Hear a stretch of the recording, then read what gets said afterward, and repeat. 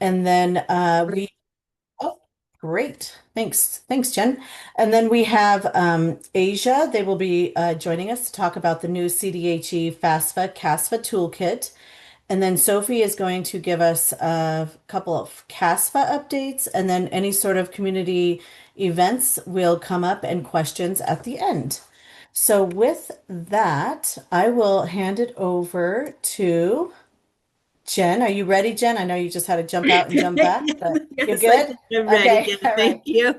Great, thank you. And we'll send it over to you for our FAFSA updates. Thank you. Thanks, Twyla. Sorry, everyone. I am a little behind today, but there are a lot of updates, so I do want to get these in here for you. Let me share my screen with you. All right. Are we seeing this, Twyla? The slide?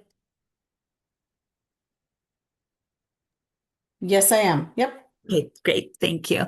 All right. I don't know if everyone's heard or not, but there were a lot of updates that were just implemented this past Sunday.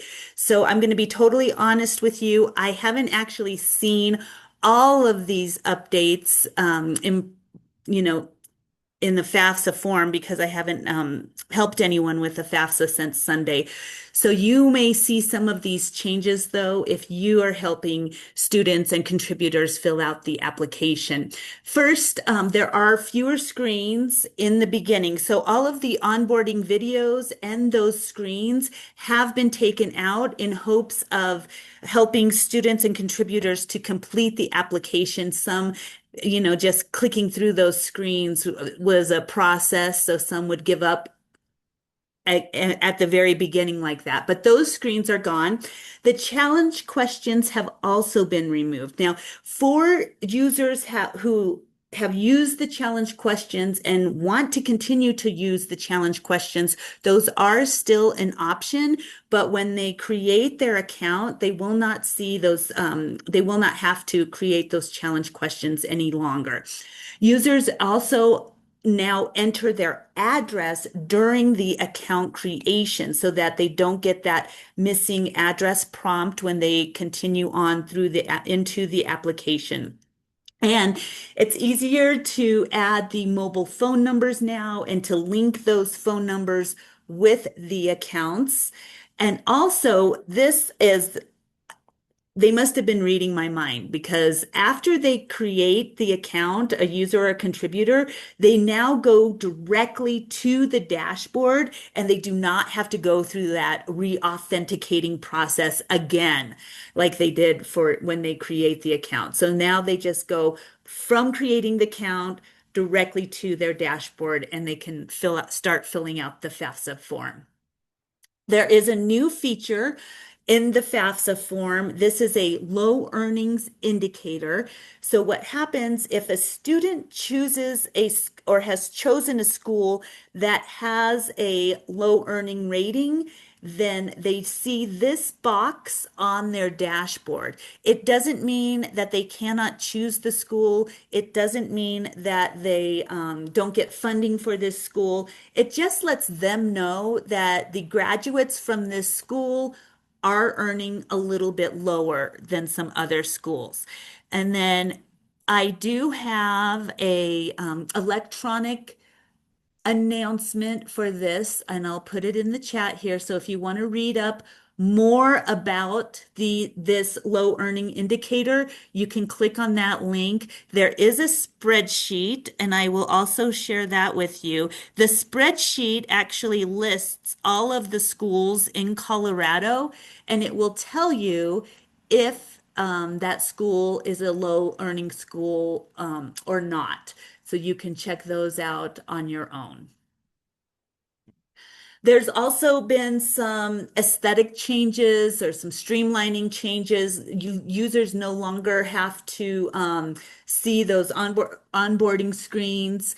And then also with the 1040 question, there are some changes as well. So you'll remember that students are asked if they're going to file a 1040. And if they answer yes, they will be directed to the screens where they enter that information manually. If the student answers no, then they do not see those screens any longer. And there is an announcement for that as well that I will share. And then another change is if a student's spouse is not a contributor, they no longer have to share their social security number on the FAFSA application. There's some improved search functions on the FAFSA now. Users can now search for colleges by either school name or code. So they'll see the option, there'll be two tabs up on the top, and it's either school name and code, or they can search by state. So if they know the name or the code of the school, they can just enter it. There will be a drop-down list of schools that they can select the correct school from. Or they can still choose to search by state. And then the accuracy of search results has been improved. That's why we have the list of 50 in the drop-down. The high school search has also been changed. And so with this, they can search either they can search by state and city, and then the schools will drop down, but they can also choose if they attended a foreign high school, they can choose to enter that manually. So they'll click that option to enter high school information manually. They'll enter the name of that high school, and they will have to enter a city for it as well. There are some search tools that have been improved. There's clearer button placement, and these are more of those aesthetic changes that I was telling you, some identifier descriptions and field logic. Some additional user interface and content improvements are there has been a page now added at the end of the FAFSA form. And it really just is a "you're almost done" page. It literally tells the student you're almost done. It asks them to review their answers on the next page. It says to select continue to review the page to sign and to sign the section, and then make sure the contributor completes their section and your FAFSA form is submitted. And then they still click continue, and then that takes them right to the review page. So it's just a page to hopefully add more guidance to the users. Users can also now select the arrows on the progress bar in the mobile version of the FAFSA form, which is great because now they can use those devices. It's easier for users to use, if they've got to use their phone or a tablet to fill out the FAFSA form, it's going to be much easier for them to do so. There's been some improvements for ITIN and other users. So users with an alien registration number or an ITIN will now be able to view and fully edit those values in the FAFSA form. Also, users who are assigned a pseudo social security number will be able to view that. They won't be able to edit it, but they'll be able to see that value in their account settings. And then I did also want to mention that users who do not enter a social security number, that field will auto-populate with zeros. I am not saying that they have to enter zeros. They do not have to enter anything in that social security number field, and it'll automatically put the zeros in there. In fact, if you're helping someone, I wouldn't even you know, bring that up maybe because it'll happen automatically, so they don't need to do it. But just for your knowledge, those zeros will be there. There's also been some FAFSA processing updates, so some updates with personal identifiable information. There's some changes with the states and the state codes. So if a student has previously entered, let's say they entered Mexico as their state, then they now, or as they will enter the appropriate province for their city, and they will enter Canada for their state. Some others might be like if they are putting in Mexico, then for Mexico, then they will still put in a city, but the state will now be grayed out, so they don't have to put anything in there. There is a chart um, in the electronic announcement, so I will put that in the chat. You can go to this link that I just put in the chat, and you'll see a table where it pretty much guides you. It gives you the location, and then it gives you the country they should choose and the state that they should choose. So it walks them through that process. Now, if a student has already filled out their FAFSA, then FSA will automatically update those country codes, the state and the country combination. So the student shouldn't see that as as an error when they log into their portal. And then some users in foreign countries may need to actually log in and fix those if they haven't actually submitted the FAFSA form yet. But best practice on that would be to go to that link that I just shared with you so you can read the electronic announcement and see the chart that is provided there. There was a fix, if you haven't heard, there was a fix that was implemented on November 9th. The problem with here was that there may have been more than one contributor, and maybe one contributor entered their AGI manually, whereas the other contributor imported the income from the IRS. And so in those cases, some some of those annual gross incomes were elevated, and so the assets were being included in their student aid index calculation. And so many of these have been corrected. You may still find some that need to be corrected. If that is the case, I'm going to share with you the electronic announcement link so that you can easily go there and find out how to correct that for the student. But like I was saying, most of them have been corrected at this time, but you could still find some. The paper FAFSA for the 26-27 FAFSA application is now available in both English and Spanish. And then also the 26-27 FAFSA form for incarcerated students is now available. I do want to emphasize that those are two different FAFSA forms. There's the paper FAFSA for students, but the FAFSA form for incarcerated students, well, it's also available in English and Spanish, but it there's an identifier at the top that says it's specifically for incarcerated students. And then I believe at the bottom, there's a specific mailing address that those FAFSA forms should be mailed to. And hopefully by sending those FAFSA forms to that mailing address, they get the specialized attention that they need, and that so that they can be processed. And if there's any corrections, they will be linked to any accounts that are available. The 26-27 FAFSA submission summaries are also available at this time for students. So if students have completed their FAFSA form, they will see that in their dashboard. Now, financial aid advisors also have the ability to print students' submission summaries so that they can share those with the student. The student sees the big picture.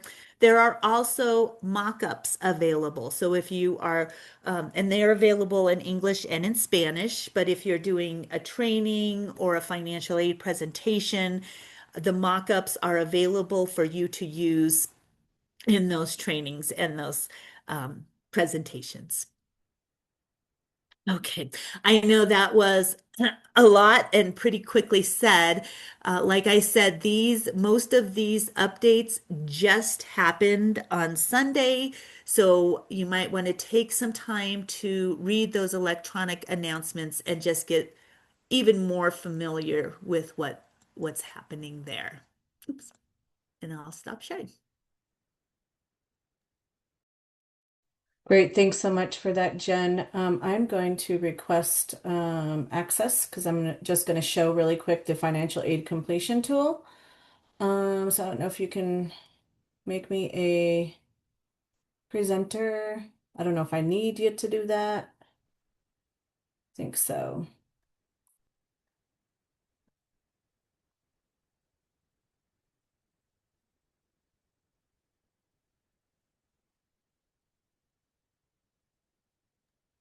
Okay, you should be able to now. Great. All right. Okay, I'm going to give you a bit of an update on the department's financial aid completion tool. I'm going to put the link in the chat. So during our last legislative session, we lost funding of our FAFSA coordinator. So we have anticipated impacts to the financial aid completion tool. And so we also have several limitations based on reduced staff capacity. So thank you so much for all your patience. I know people have been reaching out regarding when we are going to get the 26-27 application data in there and update also the 25-26 application data, as well as including the CASFA along with the FAFSA numbers together. So our DRP division is currently experiencing a high volume of work and has not yet had the opportunity to update the ICER data into that tool. So we really understand, well, we really appreciate your understanding as we work to complete this process. So in the meantime, if you want to see 26-27 school level data, you can go to the NCAN National College Attainment Network's FAFSA tracker page, and you can go there and find Colorado and look under your school or your school district and find the current data.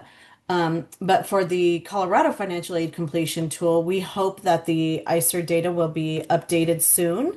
So keep checking back. And then also those schools, an announcement that we sent out a couple months ago, those schools that do have data share agreements to be able to review student level data will be expiring at the end of this month. And we are not creating any new data share agreements due to limited reduced staff capacity. So we are continuing working on trying to find funding for the tool and the FAFSA coordinators. So keep checking back, and we're really hopeful we'll find some funding in the near future. So thank you so much for that. Does anybody have, well, I guess at the end we can do any sort of questions if you have any questions.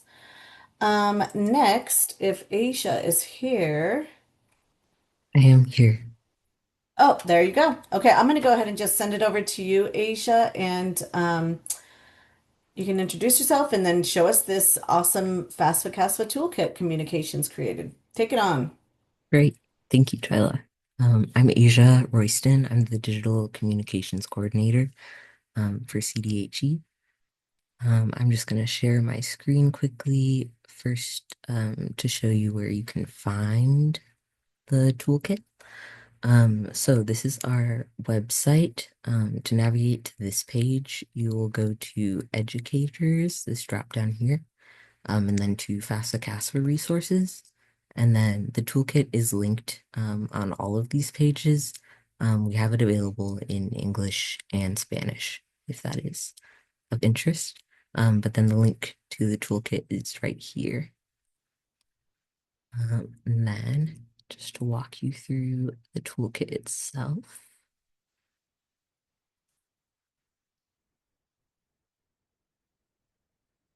Alrighty. So here it is. Mainly the purpose of this toolkit is to help you in your communications about FAFSA and CASFA with students, parents, other educators for whatever purposes you might need it. Um, So, first off, we have talking points. These are kind of a brief high-level overview of FAFSA and CASFA, how the financial aid application process works generally, some of the recent changes to FAFSA and CASFA, like the redesign of FAFSA or expanded eligibility of CASFA. You can find more information about that in here and with some of the links we've got.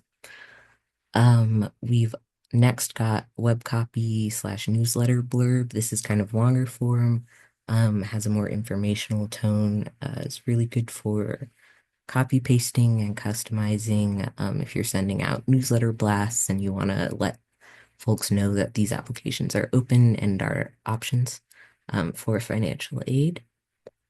We next have frequently asked questions about the CASFA and the FAFSA. These are mainly covering things like what are these forms, who is eligible for these forms, are they safe, for what will happen with my information, and what happens after I complete the forms. And then we also have links to other common questions and answers from CDHE for CASFA and from FSA for FAFSA. Next, we have promotion resources. This first link goes to a folder that has graphics that are formatted for use on social media. So we have banner or cover graphics, and then also um, ones that are formatted for posts. Those are available in English and Spanish as well. And please let us know if you have any issues accessing this folder. We also have suggested hashtags, all of the CDHE social media account handles. And then we also have sample social media posts.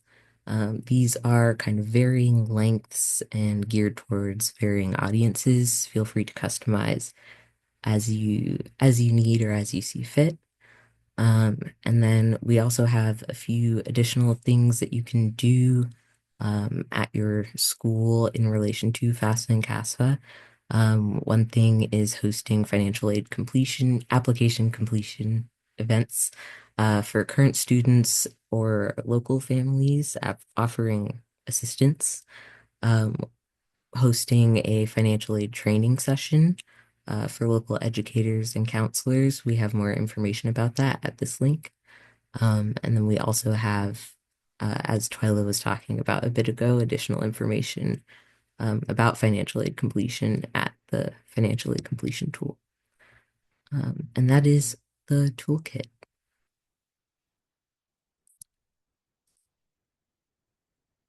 Awesome. Thank you so much, Asia. And I put in the chat just where you all can find it and the link. And then, of course, this whole webinar will be posted on the website probably within a week or so. All right, next we have Sophie Vogel. She is our CASFA coordinator. She is going to give us some CASFA updates. Sophie. Thank you so much, Twyla. Hello, everybody. I'm going to share my screen, do a pretty brief presentation about CASFA highlights. So for clarification, CASFA is an acronym. CASFA stands for the Colorado Application for State Financial Aid. CASFA is for students who are not eligible for federal student aid. Undocumented students or students from mixed immigration status families or other situations who prefer not to share their contributors' personal data beyond Colorado higher education institutions. Students who complete a CASFA are applying for state and institutional aid only, not federal student aid. So the QR code will direct you to the CASFA website, and I'll make sure I put the link in the chat as well. So for clarification, students who qualify for federal student aid include U.S. citizens and eligible non-citizens. So There's the link and a QR code to take you to FAFSA's page explaining who is an eligible non-citizen. I also took a screenshot of the page. So an eligible non-citizen is somebody who is, oh yeah, you can see the list yourselves, a U.S. national or U.S. permanent resident, or has an I-94 with the following immigration statuses: refugee, asylum granted, etc. There's a few other pretty specific immigration statuses on there. So if a student is not eligible for federal student aid, they will be completing a CASFA. So students who agree with students who use CASFA agree with these statements. They say, I am not a U.S. citizen or eligible non-citizen. I qualify as a Colorado asset student because I have attended a Colorado high school for at least 1 year immediately before graduation or completed a high school equivalency examination in Colorado. And I have continuous and physical presence in Colorado for 12 months before the start of the semester.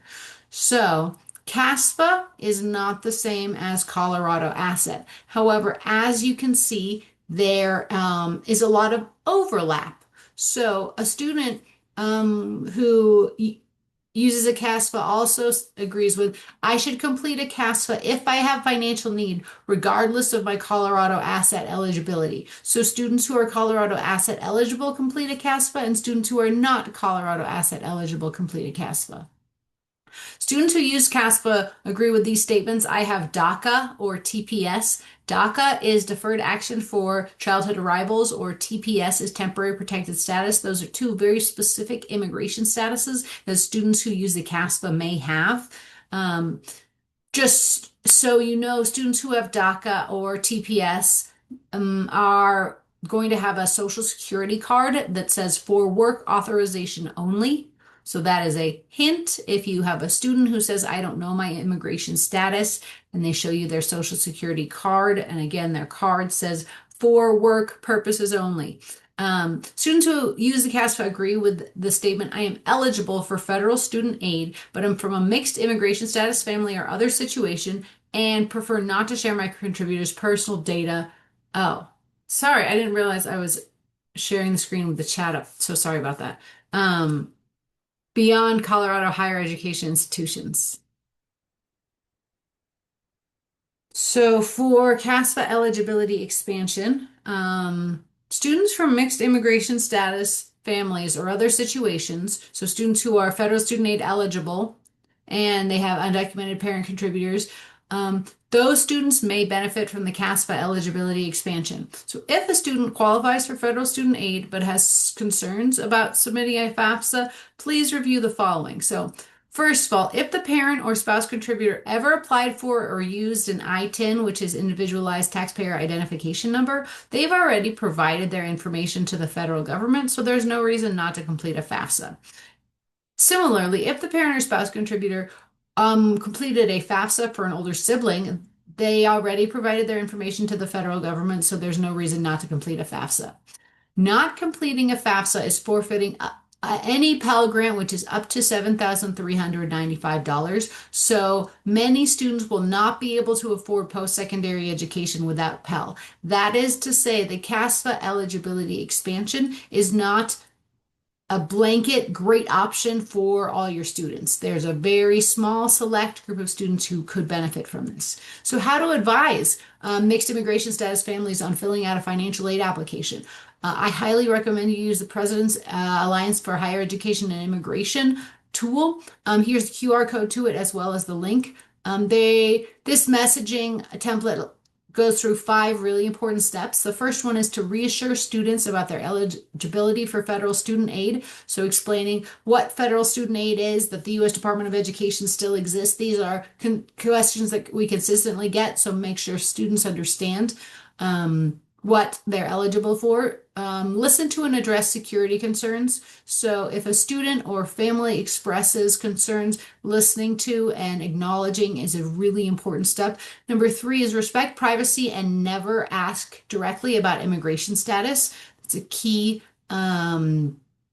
directive we have from lots of people who work with immigrant students. Number 4 is answer questions and consult experts. In this case, some of the experts might be financial aid offices or immigration attorneys. And then number 5 is going to be talk through the pros and cons of the CASFA. So, parent contributors are the family members who risk danger by sharing their information. And the reason I point that out is because this is a conversation that involves the entire family, because it is very unlikely that the student can make this decision on their own without including the parents if the parents have, mixed immigration status. Or if the parents are undocumented and they haven't completed a FAFSA before and they don't have an I-10, for example. So for the 26-27 CASFA, that's the CASFA that students who graduate from high school this May, that's the CASFA aid year that they will be completing. Students will create a CASFA account using their personal email address, and then parents need to wait until the students invite them. Students are going to need, and parent contributors are going to need 2024 federal income taxes. I highly recommend students and contributors attend a FAFSA CASFA night or a financial aid night to get support from experts. And then the 26-27 CASFA did open October 1st. One other point that I would really like to make is that if you are working with any students, any individuals who have any concerns about college affordability, that is, they have any concerns about how to pay for college, how expensive college might be, that sort of thing, they should complete a financial aid application. For clarification, they need to complete one financial aid application, the FAFSA or the CASFA. They should not complete both. If a student completes a FAFSA, they're applying for federal, state, and institutional aid. If they complete a CASFA, they're applying for state and institutional aid. These are not stackable financial aid applications. Students cannot complete both and get more money.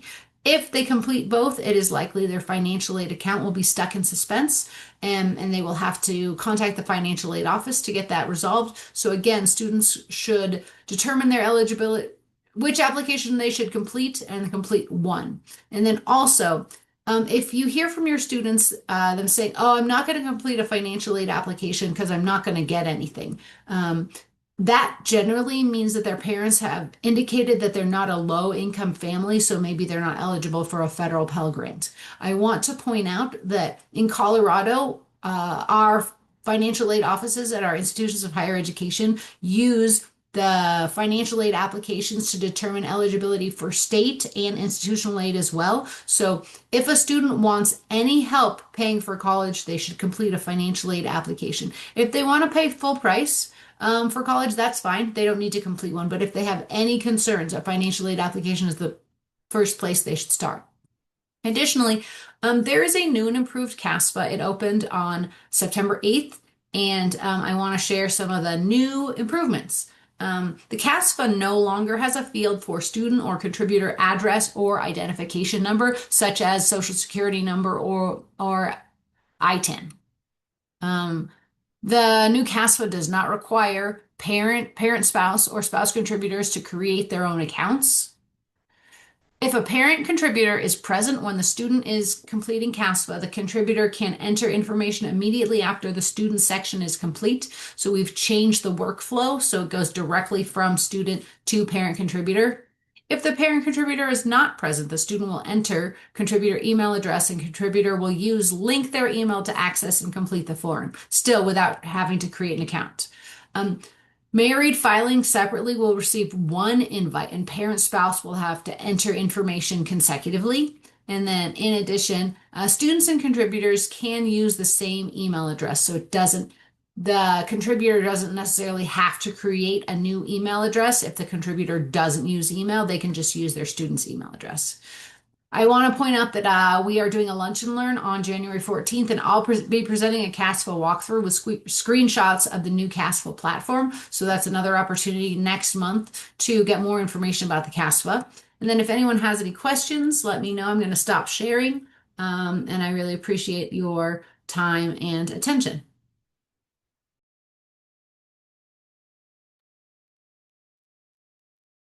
Great. Thanks for that, Sophie. Jen, do you want to talk about, I guess, our next upcoming lunch and learns, and then we can address any questions from the registration form or from the group. Go ahead. Thanks, Twyla.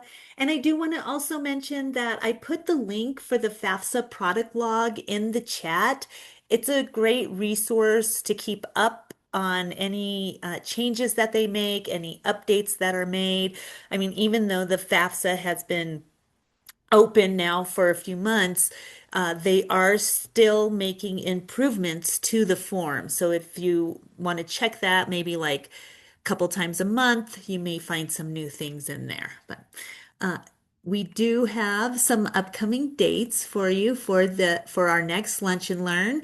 The next one will be January 14th, 2026. As Sophie mentioned, she'll be doing a walkthrough of the new CASFA, so you may want to register for that. You can do so by clicking on this QR code here. And we have the rest of our Lunch and Learns scheduled out. Can you believe it? We only have 5 more Lunch and Learns before summer's here. So that's something to look forward to. If you have any events coming up, FAFSA completion, or you need a FAFSA CASFA training for your staff, please feel free to access the event request form, fill out all the information. We will do our very best to accommodate your requests, but keep in mind we're a team of two. And so sometimes we do have to deny those requests, but we always try to do them as much as possible. If you need to get in touch with us for any questions, maybe about the FAFSA form or events or the CASFA, you can feel free to contact us at these emails. And I would just like to say thank you so much for joining us during your lunch hour. We know that that is a big sacrifice, and I hope that everyone has a joyous season and Happy New Year. Great. Thanks, Jen. Any questions from the group? You can either come off mute or you can put them in the chat, whatever works.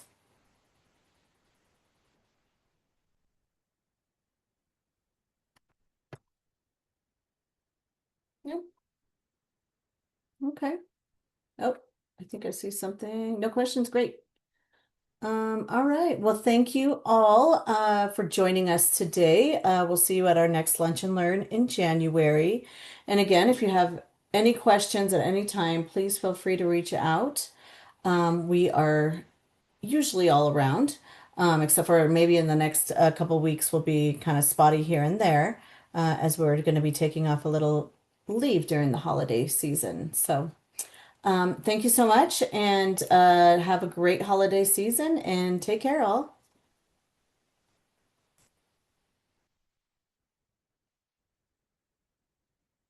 Jen, can you stop the recording?